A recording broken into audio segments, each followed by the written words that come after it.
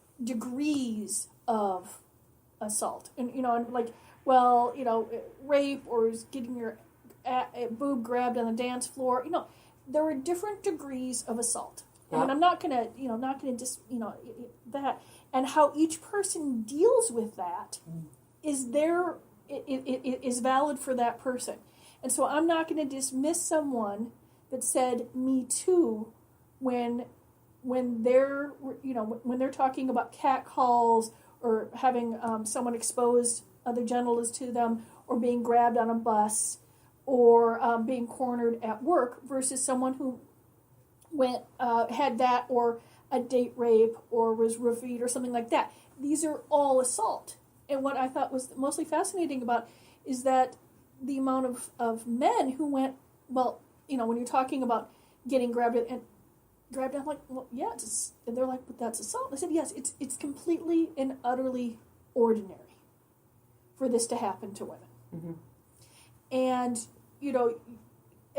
and to function, we've had to just stuff it over to the side for the most part, for most women. Some people, some women can't, some can't, and men too. They've had to, stuff it.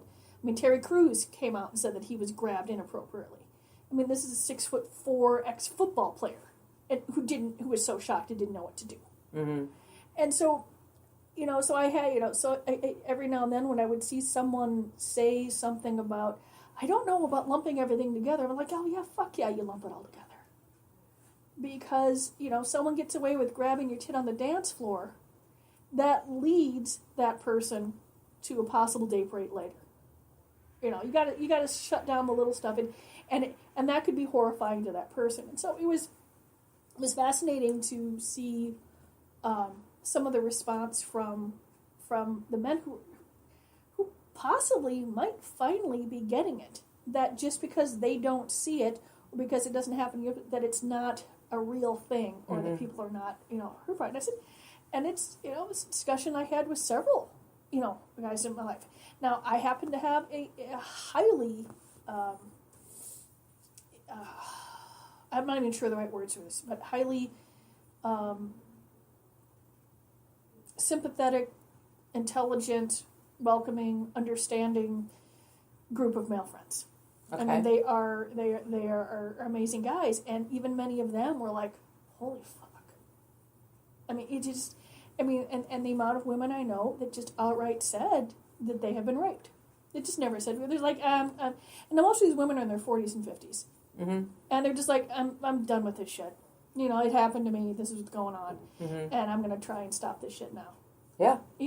And these are all steps. And so I found it a very refreshing thing, and I don't discount anyone's stories because of the degrees of the assault, and because I saw that happening almost immediately. Well, why this person's doesn't count, or why I didn't do it, and if someone didn't do it, if they're not ready to say it, mm-hmm. I'm sorry, that's fine. Mm-hmm. It's not a monolithic thing. Every person is different.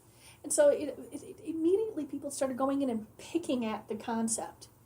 And then they started picking at the fact that somebody else started it 10 years ago. It's nice, acknowledge it, that's fine. But it didn't catch on 10 years ago, it caught on now. Yep. So, yeah, I mean, there aren't too many ideas that didn't happen once before. Not everyone, things can happen, it wasn't like the people who came up with it stole it from this person. They had no idea it existed. Yeah. And so, they just pick here, pick here, pick here.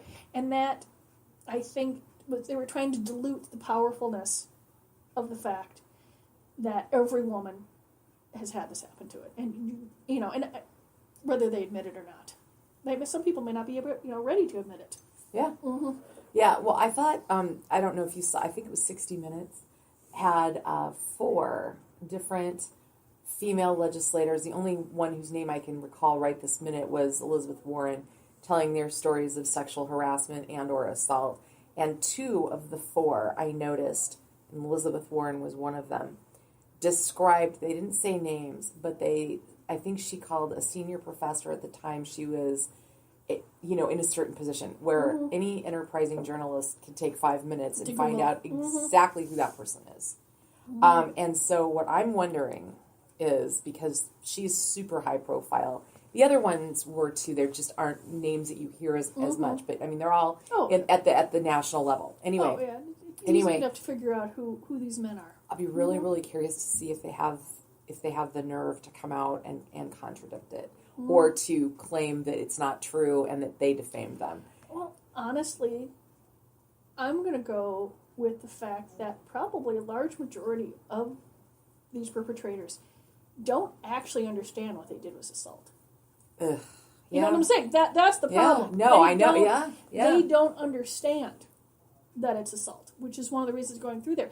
And honestly, I don't think that women have been trained to, and girls, whatever, to know that that's assault too. Well, certainly and we're learning it, and that everything has to change about it. Yeah. Everything. Well, I was going through there. And I don't know exactly how old Elizabeth Warren is, but certainly not at the time that she was brought up, regardless of what her parents may have been like. I'm not saying they did a bad job, but it was not. You're taught to be polite, go along to get along, Yep. Go through there, not, and we still spend way too much time teaching women how not to be assaulted versus teaching men not to assault. Oh, I couldn't agree more. Yeah. But, it's really fun because I looked at it for about a day. And I'm looking at it, because, I had to wrestle, and I realized, yeah, of course, me too. Yeah. I mean, it's just, but I just haven't, I've always, because I'm trying to decide, is it the bandwagon? And then I'm looking at some of the folks that posted very detailed, horrific stories, and I went, well, this is my way of making these women not feel alone. And I'm going to be another director in Hollywood has been outed. Different folks are going through there, and I think it might. I mean, if someone else lost position, just a couple different things I've been reading about how offers have been rescinded. Things are going on there. When the guys that are doing this are being outed, and I'm certainly hoping that it teaches a lesson to the folks that haven't that might be thinking that they could use their power. But I think those days are going to be numbered.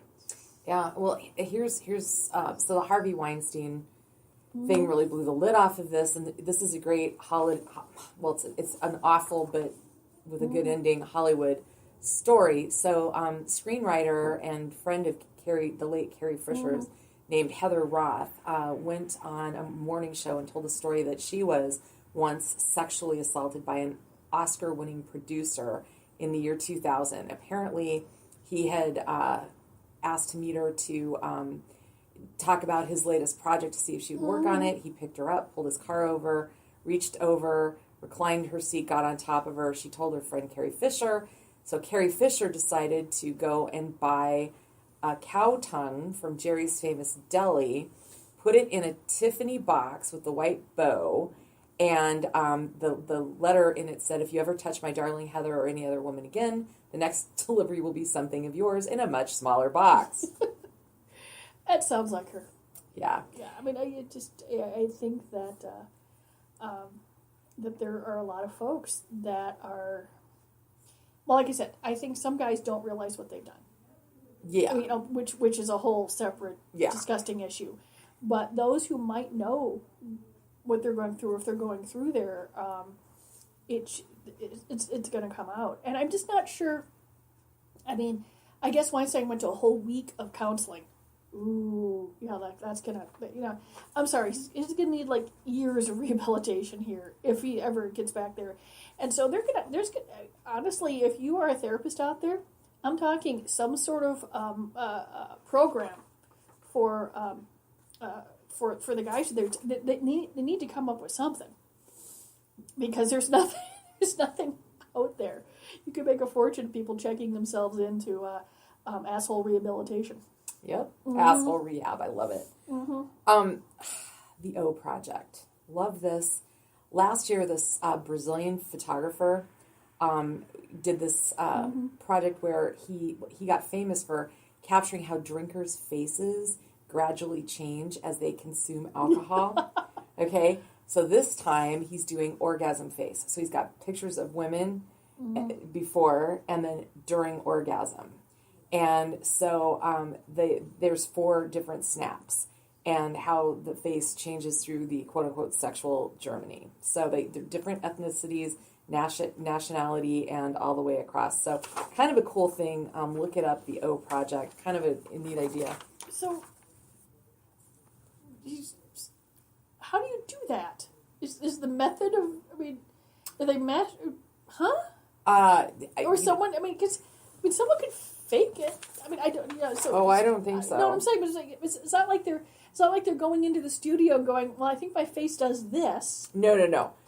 Oh, it was an orgasm using personal massagers. Oh, okay. And it's only the faces. Everything below the waist was obscured. Mm-hmm.